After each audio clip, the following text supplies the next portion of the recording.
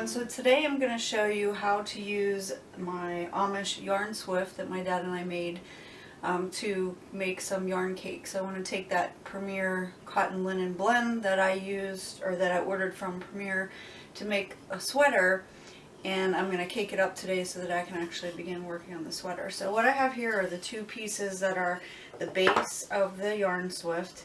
And again, we didn't really have a pattern for this, we just kind of drew up our own pattern and cut it out. And you can see the little slots fit together like this. And then it stands like this. And I have 5 dowel rods cut here. One of them you can see is longer than the other, so that's the one that goes in the center here. So I'm going to take that and I'm going to put that in the center. And then I have a large washer that goes over the top of that, and that just helps the swift to spin easier. And then I have 2 arms of the swift, and this one is the one that goes on the bottom so that the holes go up and they fit together. So I'm going to slide this one down over the dowel, and then I'm going to take this one and it goes like this to form a big X. So then I put this one down over the dowel and fit the 2 of them together. Okay, and then it just spins like this. Now the next thing you're going to do is you're going to take your shorter dowels and you're going to place them on the arms. And I just kind of start, you know, where I think, but the important part is that you get them in the same hole on each arm. So I'm going with the 4th hole right now until I see how big my hank is and where, if I need to move them.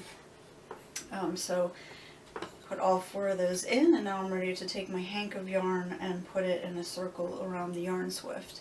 I also have here my little ball winder. It's not the best, it's a cheap one that I got from Amazon, and the little guide is actually broken, so I usually have to hold it so that it stays in place, but I'll show you how that works as well. Okay, so now that I have my swift set up, I've got my Good Earth Cotton Linen Blend hank. I'm going to go ahead and work on getting that onto the swift. So the first thing I need to do is take the ball band off. And I like to kind of save this because I will put it over the cake, just so if I don't use it right away, I remember what it is, and then I can go back later and take a look at it. And I'm not sure how these hanks are wrapped. Yeah, just like that. We unravel it, make it a big circle, and then I can just start putting it around. And looks like I'm about right. You want it to be a little tight, but not too tight. And this is another hard part about the hanks, is determining which string to cut. So if I can untie them rather than cut them, so I don't cut any of the yarn that I need, that's good. This looks like the end of it, so I will leave that sit out.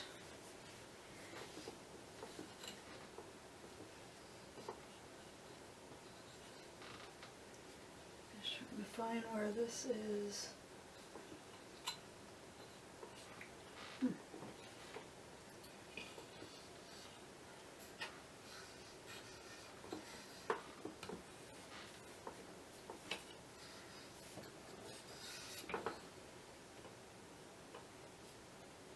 it is.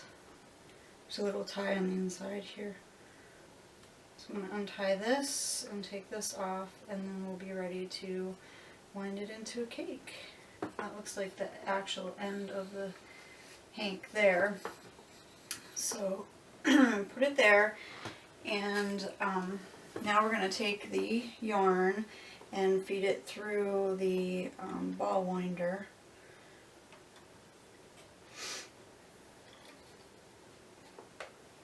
And through my little holes here, and like I said, my ball winder is broken, so I kind of have to hold it up. I start slow just to see how we're going to do, and you can get a little faster as you go.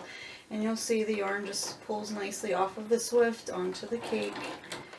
And it looks like I may have to turn some of these in a little bit, but we'll see how it goes.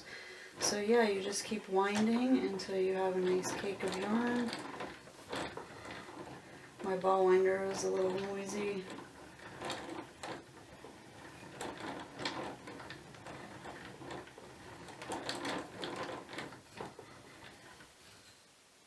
Yeah, see, I'm getting caught here go. I'm going to keep a little tension on that yarn so that your cake isn't real loose. Sometimes I just put my finger here to keep that tension.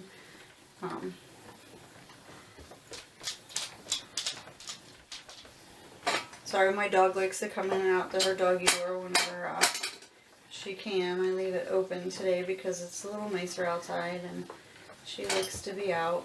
She also likes to come back in.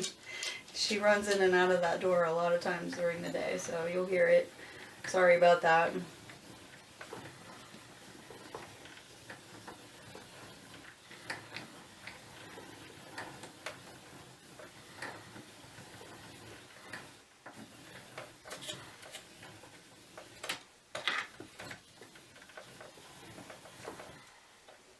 I'm going to stop because my yarn guide is not working right again. I'm going to fix it, so, okay. And this thing, it's kind of frustrating. I need to get a better yarn baller, but this one will do for now. Still does its job. Just have to help it a little bit.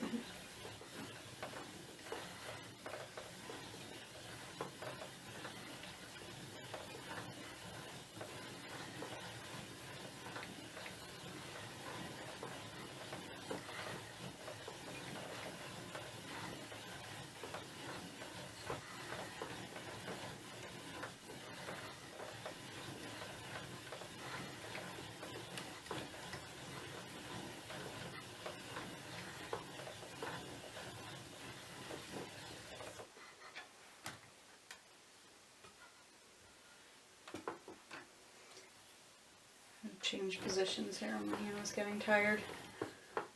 Oh, I don't think that's a good position.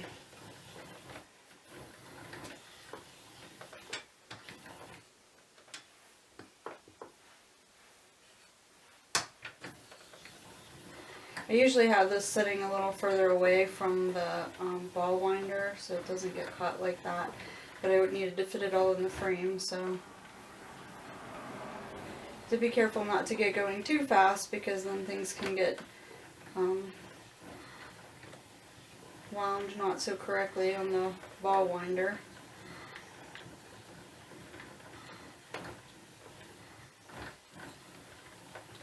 Yeah, this is my Amish Swift that Daddy and I made. Works really well, serves its purpose.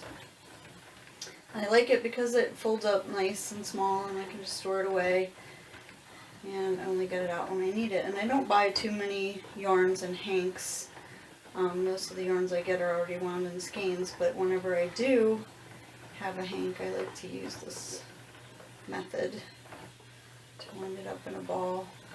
It's much easier than using your hands or the back of a chair or finding somebody to help you and hold it while you wind it.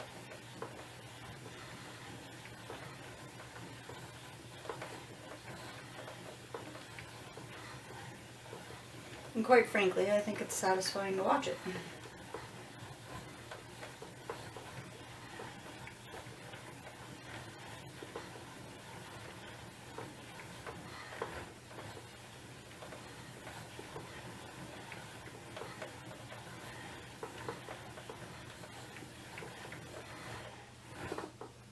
Oops. Got a little ahead of myself there.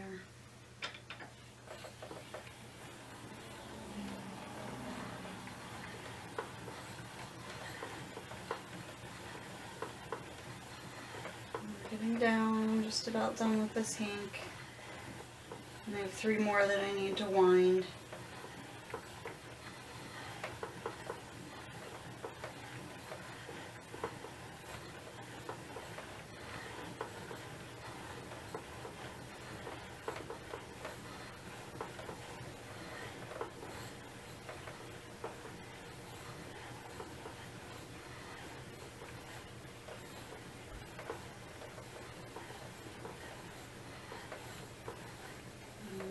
Just about done, got the last of it here, and that's it. And that's how you use an Amish yarn swift. And then you just slide your cake off of your ball winder and a nice center pull cake. It's nice and tightly wound, ready to go for your next project. And that's all you need to do. Thanks for watching. Keep stitching and stay cozy.